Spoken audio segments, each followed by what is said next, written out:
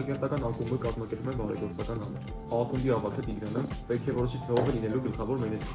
Նրա դասընկերը Հայկը, ով այդքան էլ լավ չէր երգում, Տիգրանին առաջարկում է. Տիգրան, եթե ինձ ընտրես, ես քեզ մեկ ամսով կտամ իմ թանկարժեք խաղային համակարգիչը, որը դու շատ ես ուզում։ Այստեղ փաստացի կոռուպցիա է, քանի որ Հայկը Տիգրանին առաջարկում է նյութական շահույթ, նյութական ինչ-որ շահույթ, տվյալ դեպքում Տիգրան չպետք է համաձայնվի, որովհետեւ բնականաբար բաց երևույթ է եւ մեր խմբակի նպատակը ինչպես գիտեք փոքր քայլերով ինչ-որ կերպ աջակցելն է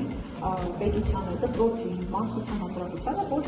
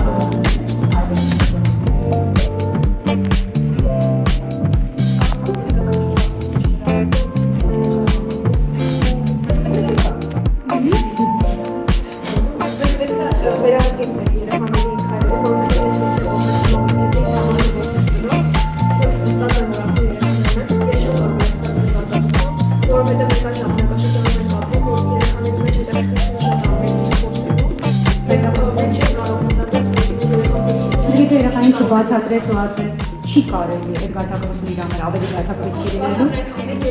Երեխային օգնենք, երեխային ասենք, բացատրեք ինչի համար է դա սխալ, ինչի համար պետք է չի դա անել, ցույց տալ օրինակներ դնենք կինոներ, որտեղ երեխաները ազատությունից ուղղակի կործանվում են, որովհետև գալիս է մի շրջան, որ այդ ազատության մեջ մենք չի կարողանում վերահսկել երեխաներին։ Մենք հասկանում ենք, որ իր առաջ յուրաքանչյուր քայլը հենց իրան է կործանում։ Ես օրինակ կարծում եմ, որ յուրաքանչյուր երեխայի բնույթից է կապված, որովհետև մեր վարկած օրինակ այսպես ասած խստությունը բոլորը դա ակավացել մեր կողմից այսպես ասած խստությունը, որի մենք հիմա կողմ ենք, մեր համար դա ուղղակի հետևողական լինելն է, իսկ տվյալ բառին հակառակ խմբի համար դա օրինակ բռնությունն է, ինչ-որ բաց կողմերը դուք նույն բանն եք ուզում իրար։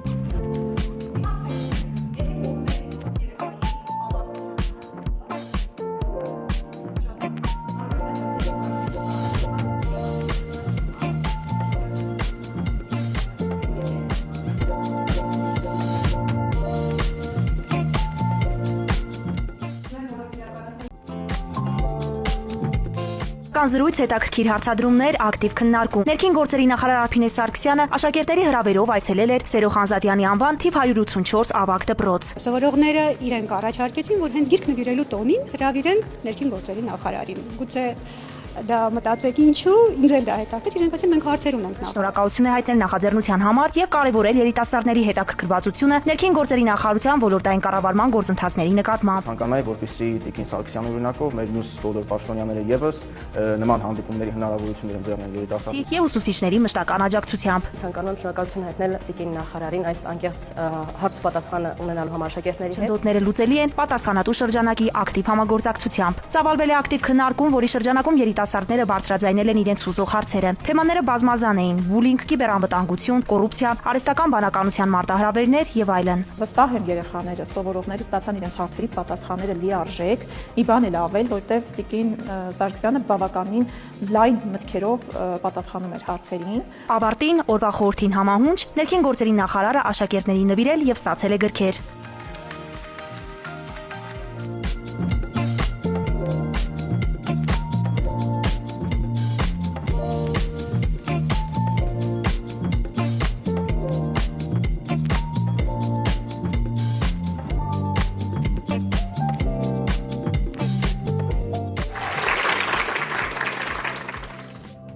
Բարև ձեզ, հարգելի մասնակիցներ,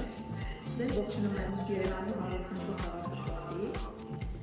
շնորհակալություն համագործակցության համար եւ այսօր ուզում եմ մեր խմբակների մասին խոսենք։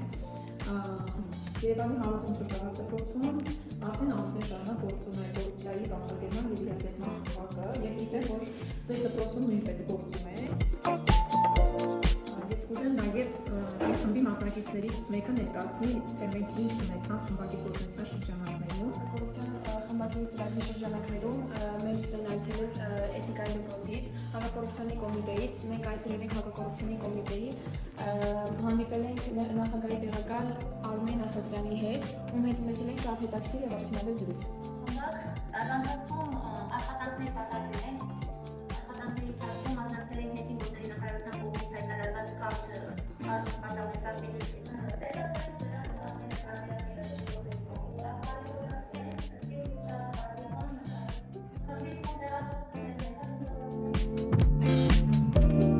Շարունակական դպրոցների միջև կապը պետք է լինի շարունակական։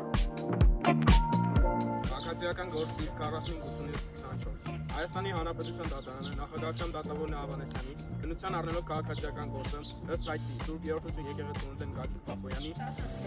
Ուրեմն իրավիճակը հետևյալն է։ Եկեղեցին տեղի ունեցել գողություն։ Այդ գողությունը կատարել է եկեղեցու սպասավորը, խաղանիշ, դա օրինաչափ։ Եկեղեցուն դրված ոսկեգործված սափորը, որը եկեղեցուն ծառայում է որոշակի արարողակարգերի համար, քահանան այդ ինքը գողացել է, վաճառել է եւ այդ գումարով եկել է մոմյանը։ Մայր ուներ իրականության պատճառ։ Բարոյական կողմից քահանան լավ գործ է, չէ՞, եկել է մարդկության կողմից։ Իրավական կողմից քահանան խախտել է օրենքը։ Այսօրվա մեր դատը բնականաբար կայանում է հիմնված սահմանադրության կետերի վրա։ Իսկ հիմա լսենք այսօր կողմը առաքումներն է կարող։ Իրենի սովորողներ, ինչպես տեսակ, իրավական նորմերի ձեռներով կայացվեց հստակ դատավճիռ։ Բարիքես, հավիլ տնօրեն, սիրելի հաղորդական